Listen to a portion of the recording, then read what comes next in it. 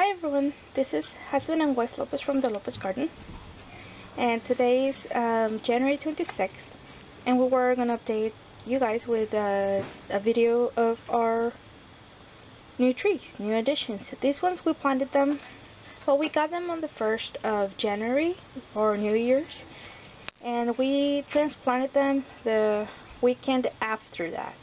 And there should be a video on our channel where we're showing you what we're doing. And I guess it's only been 2 weeks after we planted it, almost 3, or maybe 3, I don't know.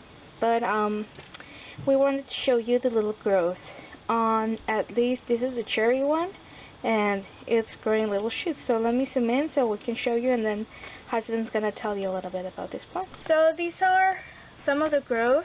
As you can see, these little green shoots that are growing from the bark. Sorry if I'm moving a lot. And there's more over this branch, as you can see, and most of the branch are like that. So why do you think this is happening, husband? Well, usually cherry trees are the first to start to sprout, and as the weather warms up, and so far I'm pretty happy with it. I'm a little nervous anytime that you, of course, this is the first time I've ever planted bare root trees, so it's a little bit nerve-wracking, but why? It looks like it came out just because you don't have a lot of roots to work with, and I'm used to doing potted plants.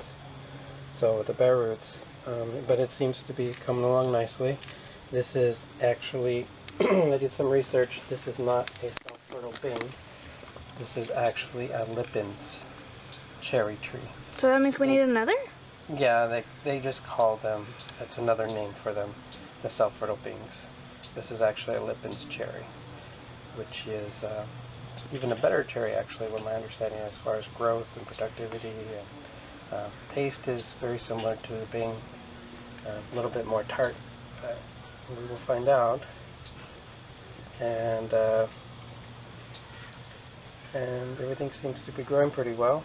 The only thing else we'll be doing is adding on some more comfrey roots. We ordered some. I ordered some from a lady on eBay, and she gave me a nice batch, and right now we're just getting them started so we can put them in the ground with our other tree, with these 2 trees, and then the other tree that we have, Thai lime tree.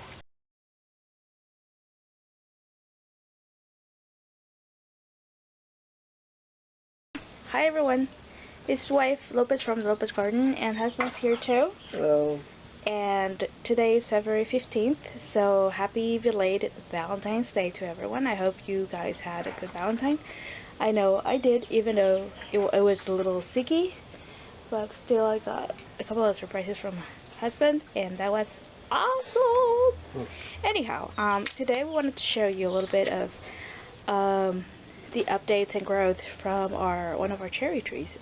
We can show you, I think we will show all the trees today, just to see, because honestly, yesterday was like 90 degrees, right, you said? Yeah. Around noon it was 90 degrees, and it's still winter, I mean, hello. So I guess while the rest of the country is with inches of snow, we never left summer, really. It was cold just for a few days during the winter, but technically it's been hot here in California, so, I mean, at least out in California. Southern California. Anyhow, yeah, because Bishop has snow, right? Well, plus northern that we know, and the north is colder. But yeah, here in Southern California, it's like, really? Anyhow, so since we skipped winter, our winter crops didn't do that great. We'll show you what happened with those. What were you doing with the trees right now? You were pouring some mixture. What were you pouring on? The first thing I was doing was adding some organic matter to the banana.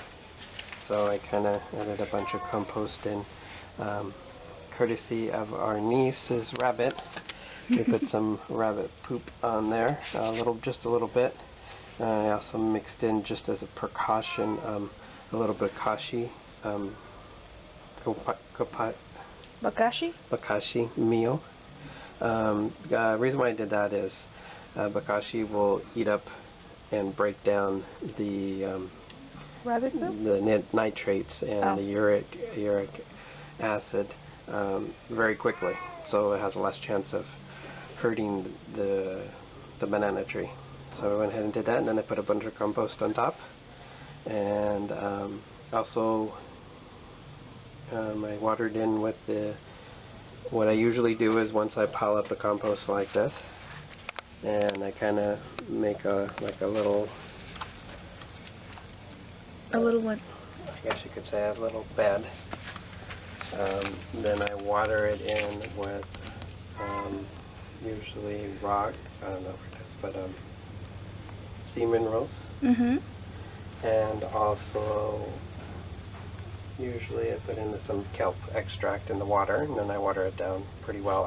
First I water this, make sure it's all nice and tight, and then I put the kelp extract and the sea minerals, and what that does is that basically takes the population that's within the compost and just makes it go crazy. Did you add more mulch there?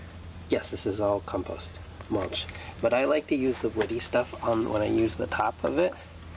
So a lot of people may not like that. I wouldn't use this as a potting soil. This is basically like a mulch. So it's a composted mulch, and that's what I usually use. I prefer that. But you use it for like when? Because you said not potting soil, so it's when you have the soil? Well, I wouldn't put it in a hole. It's not something that I would use. If I did put it in a hole, I'd use very little of it. In the plant, it's something that you use when you want to go ahead and cover your soil with. Okay. So that this is another example. I am having a little bit of problems with this particular soil. This is a new one that we're working on, and there's something that I'm going to do. We'll do a video on it. I'm going to use nopales to go ahead and make my own wetting agent. So we'll do a video on that too. Okay. I see you have some dragon kale there. I mean, dinosaur kale. Yeah, dinosaur kale is a red Russian. We had some extra ones, and I just decided to put them there. I was trying to grow some beets, and they're just not doing good at all because the soil is not staying moist, so I have to work on that. And some compost tea and some nopales juice mixed in with the water will work perfectly, because I've already done some experiments and I'm very happy with it so far. So this is our newest addition in our trees. I think, right? This is the last one that we bought? Yeah, this is our Tartarian Cherry. Tartarian. Yeah, Tartarian Cherry. This wasn't a bare root. This was in a pot, and I went ahead and so it may even produce fruit. I don't think the cherry is going to. So we didn't make a video on this because we used the same method that we used with the others. Yeah. So if you see that other video for that one and that one, the only difference is what I did do is I removed all the soil off this. From the roots? Off the roots, yeah, and then I planted it as if it was like a. So it's taking time to recover since I went ahead and it was really root bound. So I had to basically tear up the roots and make them very very flat so that they can go ahead and won't have any problem spreading it into the new soil. So this one is the other cherry, right? Yeah, the only difference in this one is I used 2 pounds of azomite. Oh, okay. 2.5 actually. When you were planting it? I'm planting. So this has azomite and it has the Erwin in it, so we'll see. And you also sprayed it with something, and why? I sprayed it with neem, with the neem oil to make sure that there's no funguses and stuff like that, and I was a little bit concerned about, there's a little wound there that's healing now. I was worried that it might be canker. Those of you know what it is. Canker is a fungus or a bacteria. There's both. There's a bacteria or fungus that gets in there, and it causes it to for the sap to come out and everything. But as you can see, I don't think it was bacterial canker. I just wanted to make sure it's healing pretty well. So I think it was probably just maybe some damage. Maybe one of these got taken off when they were being shipped. As you can see, the buds are starting to get big and everything, and it's not as pretty as the other one, but hey, $10. Yeah, 'cause that's how much we paid for it. Yeah, we paid $10 for, and it's a dwarf. It's a semi-dwarf. And still, you can keep it smaller as long as you prune it considerably every chance you get. Okay, so as you remember on the video when we were planting these, we planted them, what, January 1st or around that date? Yeah. So it's been around a month and a half. And since it's getting warmer, obviously, I guess the plants believe it's like it's getting to spring a month ahead. And as you can see all that growth, because in the previous video you see only the bark itself and you were doing some pruning, right? And now you see all this growth of leaves that have come out. So hopefully maybe we'll get some interesting fruits in there. So what's that pink? Are those like flowers that are gonna come out? No, what those are honey corpuscles. What happens is that a cherry has a very interesting defense mechanism. When it gets, well, let's say aphids start going on there, or there's a caterpillar or something starts munching on it, what it does is it releases pheromones along with a juice that attracts like ladybugs and beneficial insects, so that they'll start eating.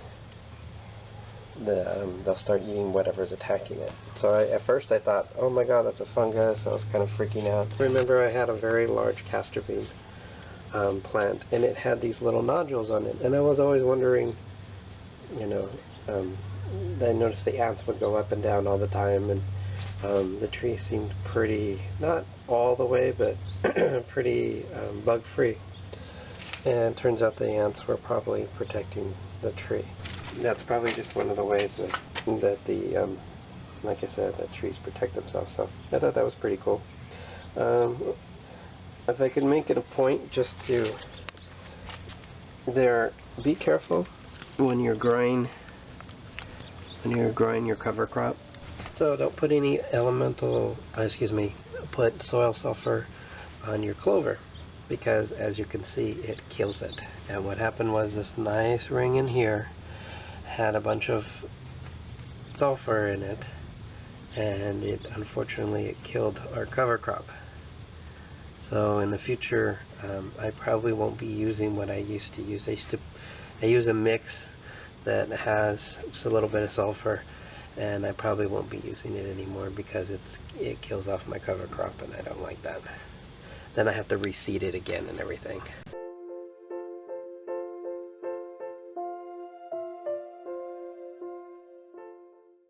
Now for the peach trees, you can see it hasn't grown much. I guess it's just taking its time, or what do you think? It's not getting enough. It's not getting any sun right now. But as you can see, the buds are getting bigger slowly. That's another thing. Sometimes we have several different plants, and some are growing, and you start getting anxious or desperate or wondering why are the other plants not growing? But then again, if it's a different species, well, it is obvious that some plants take longer to grow than others. Also, cherries usually come out before any other? Cherries and apples. Apples are usually first, and then cherries, and then the peaches will start coming out. So plus this hasn't been getting a lot of sun. But how I know this is alive still is, as you can see, there's still a lot of green wood here. So we're doing okay so far. Nope, that's not the original peach tree that we planted there like almost 2 months ago.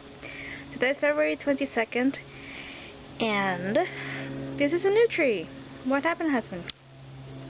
Well, the other tree unfortunately didn't make it. It started to die off pretty quickly. It wasn't budding at all, and I decided and made a decision because I was very anxious, and I went ahead and decided to buy another peach tree, and this time pay a little bit more and get one that's potted. This isn't a bare root.